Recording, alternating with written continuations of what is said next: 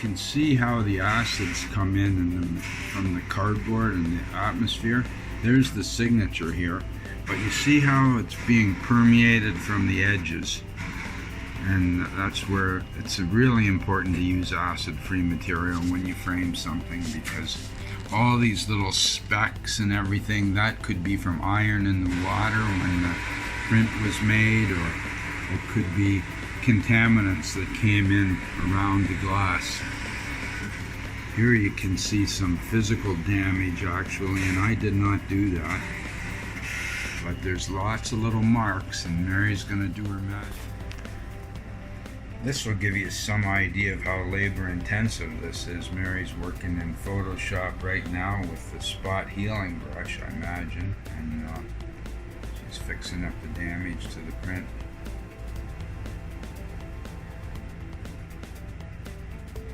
Using the Wacom tablet here. Makes it a little easier than using a mouse.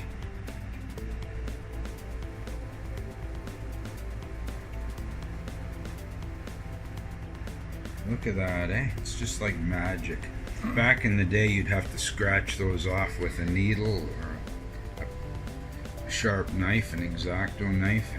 Some things were braided off with little paper stumps and rubbing compound. This was a lot easier to do. Look at that big one up on the top right there. Can you hit that one for me, hon? Look at that, gone.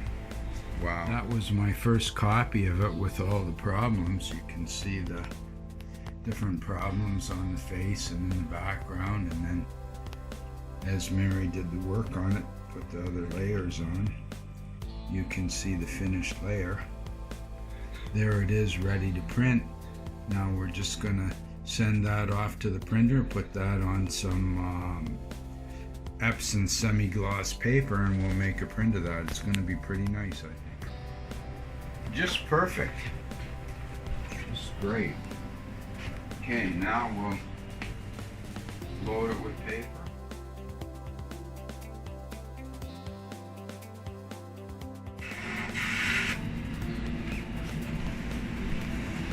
Printer's loaded now. While we're getting ready to make our print, we're going to put another picture alongside of it. Our paper's 24 inches wide, so we'll put two of these, two 12 by 14s, and we'll send that off to the printer, and we should be all set. Then we'll make a trip to London to get our materials for the frames. Maximum quality, and that shows us what our print will look like. Borderless. And I think we're ready to print. Push the print button. Okay, the print head is moving across the paper. We're laying down a little bit of ink there. It's not nearly as automatic as you'd think these things.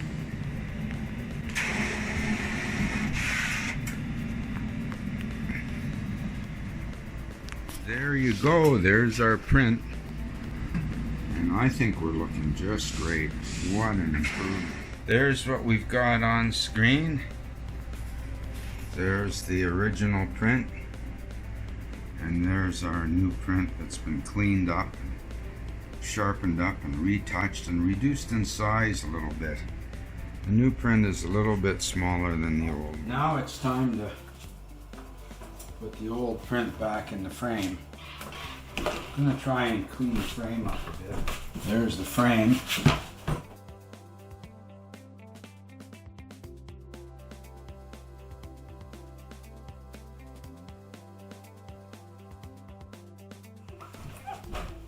Oh, look at that.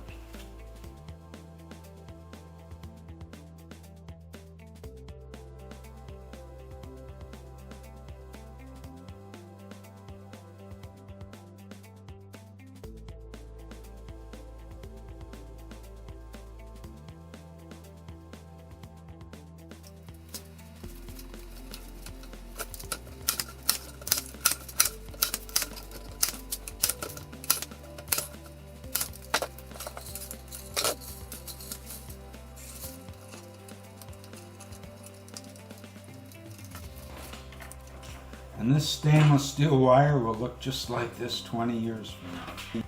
Man, look at that, right? Looks an awful lot better. Give it a little bit of a dust off here.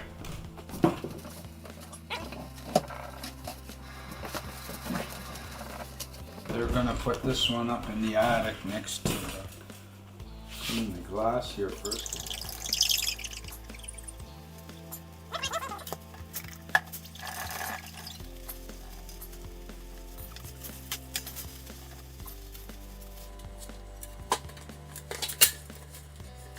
Now we put it in our frame. This is our secret weapon here. This keeps the glass away from the print, or the print away from the glass. It's an acrylic, acid free of course. And we bond this directly to the glass.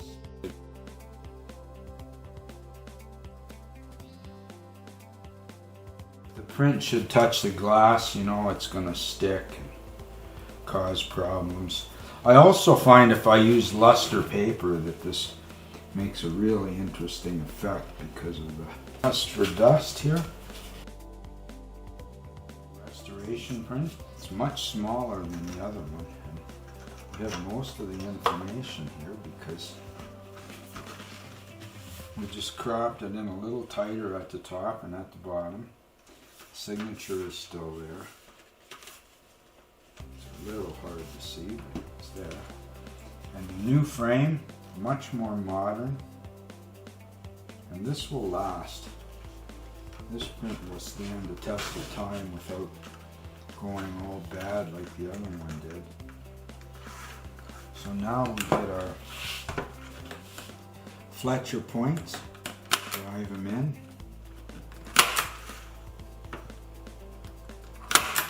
These are nice and flat, so they'll let the artwork move around a little bit in the frame.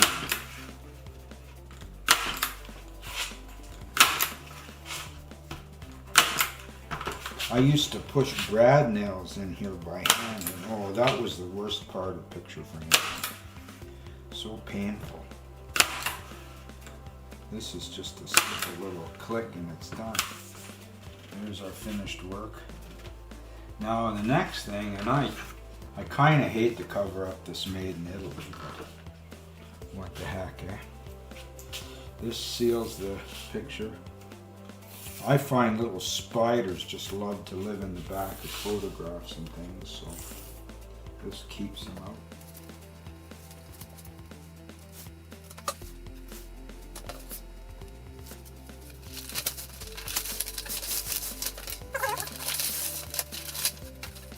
I used to just run the knife around the back, but here I have a specialized tool for trimming the paper on the back of the photographs.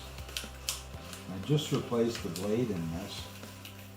First or second time I've ever had to replace the blade in this. Oh no, there you go.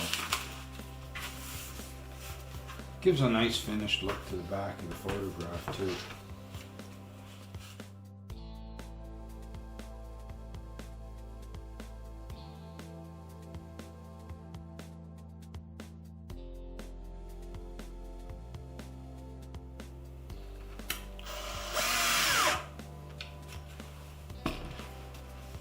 We're good. Yeah, I'd hate to ruin the job at this point.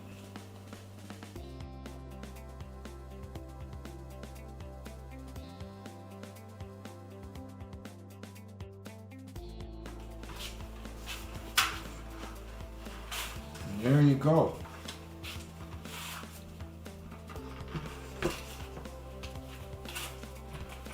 Well, here's what we started out with. Pretty big picture, really wide frame, lots of damage, dirt and everything on the picture, deteriorated it digitally, and we restored it.